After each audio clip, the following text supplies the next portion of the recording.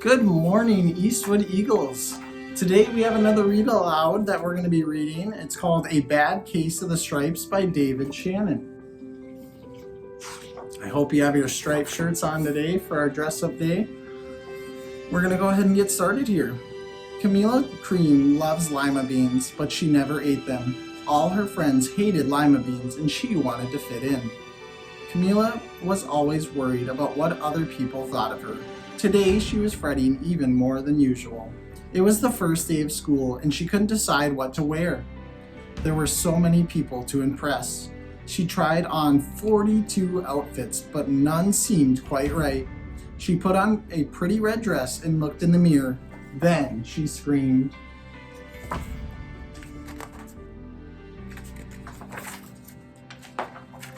Her mother ran into the room and she screamed too.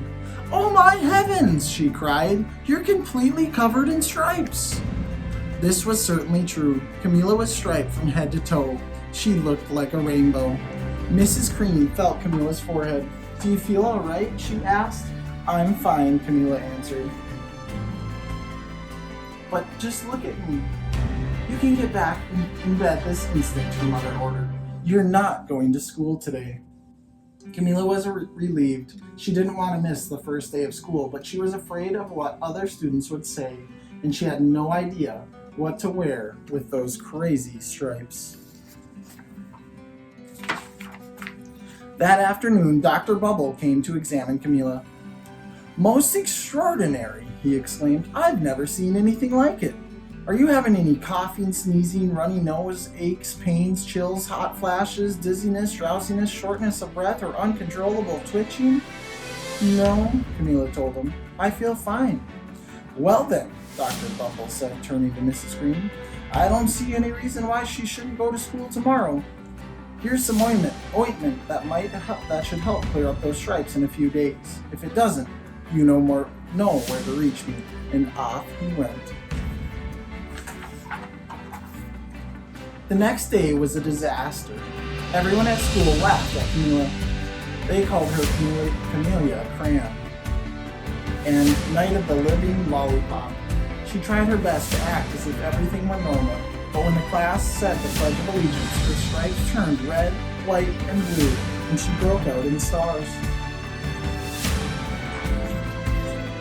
The other kids thought this was great. One yelled out, "Let's see some purple polka dots!" Sure enough, Camila turned all purple polka dotty. Someone else shouted, "Checkerboard!" and a pattern of squares covered her skin. Soon, everyone was calling out different shapes and colors, and poor Camila was changing faster than you can change channels on the TV. That night, Mr. Harms, the school principal, called. "I'm sorry, Mrs. Cream," he said. "I'm going to have to ask you to keep Camila home from school. It's just too much of a distraction, and I've been getting calls from other parents. They're afraid those stripes may be contagious." Camila was so embarrassed. She couldn't believe that 2 days ago everyone liked her. Now, nobody wanted to be in the same room as her. Her father tried to make her feel better. "Is there anything I can get you, sweetheart?" he asked. "No, thank you," sighed Camila. She was really wanted.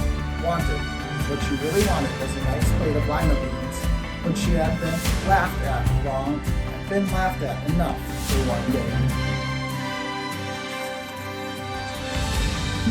Well, yes, I see. Well, yes, I see, Dr. Bumble mumbled when Mr. Cream phoned the next day. "I think I'd better bring in the specialist. We'll be right over." About an hour later, Dr. Bumble arrived with 4 people in long white coats. He introduced them to the Creams. "This is Dr. Grop, Dr. Sponge, Dr. Cricket, and Dr. Young." Then the specialist went to work on Camila. They squeezed and jabbed, tapped and tested. It was very uncomfortable. "Well, it's not the mumps," concluded Dr. Grop, "or the measles," said Dr. Sponge. "Definitely not chickenpox," put in Dr. Cricket. "Or sunburn," said Dr. Young. "Try these," said the specialist. They each handed her a bottle filled with different colored pills. "Take one of each before bed," said Dr. Grop. Then they filed out the door, followed by Dr. Bumble.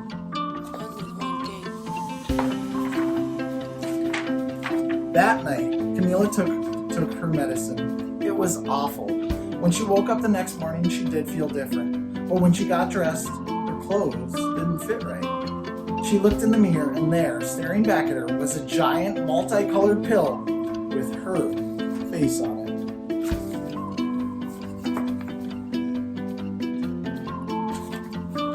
Dr. Bumble rushed over as soon as Mrs. Cream called. But this time, instead of the specialist, he brought the experts.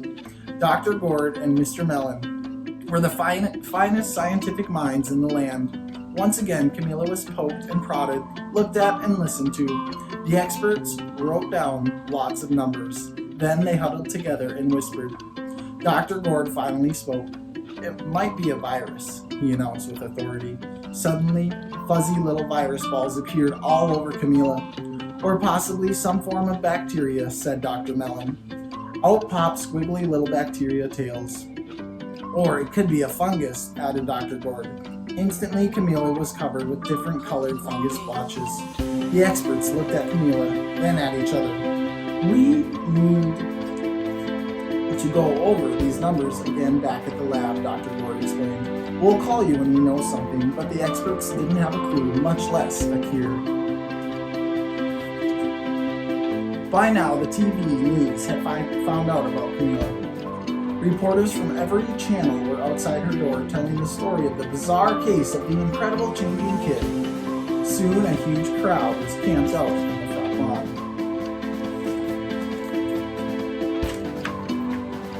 The Creams were swamped with all kinds of remedies. From psychologists, allergists, herbalists, nutritionists, psychics, an old medicine man, a guru, and even a veterinarian. Each so-called cure only added to poor Camila's strange appearance until it was hard to even recognize her.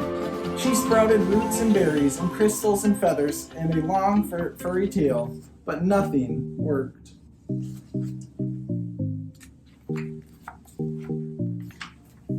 One day, a woman called herself an environmentalist therapist claimed she could cure Camila. "Close your eyes," she said, "breathe deeply, and become one with your room." "I wish you hadn't said that," Camila groaned. Slowly, she started to melt into the walls of her room. Her bed became her mouth. Her nose was a dresser, and 2 paintings were her eyes. The therapist screamed and ran from the house. "What are we going to do?" cried Mrs. Scream. "It just keeps getting worse and worse." She began to sob. At that moment, Mr. Cream heard a quiet little knock at the door, and he opened it. And there stood an old woman who was just as plump and sweet as a strawberry. "Excuse me," she said brightly, "but I think I can help."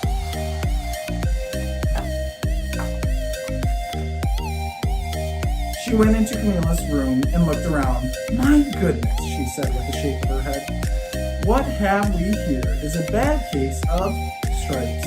One of the worst I think I've ever seen." She pulled a container of small green beans from her bag. "Here," she said. "These might do the trick."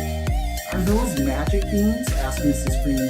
"My, oh my, no," replied the kind old woman. "There's no such thing. These are just plain old lima beans. I bet you'd like some, wouldn't you?" she asked Camila. Camila wanted a big, heaping plate full of lima beans more than just about anything, but she was still afraid to admit it. "Yuck," she said. "No one likes lima beans, especially me." "Oh dear," the old woman said sadly.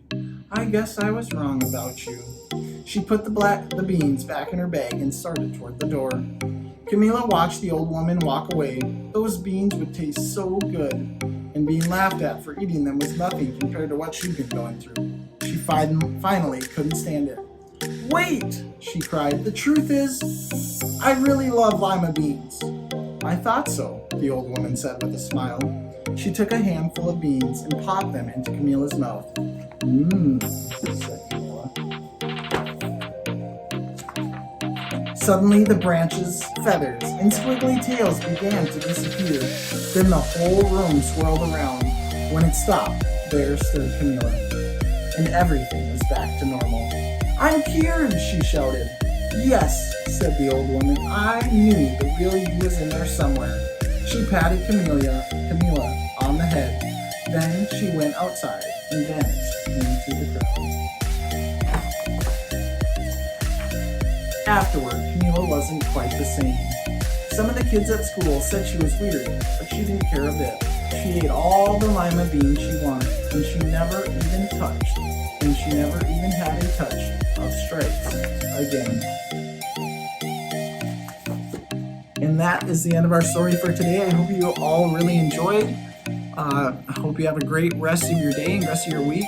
Tomorrow we will be having Hat Day, and we'll be reading The Hat by Jan Brett. So we'll see you tomorrow. Thank you.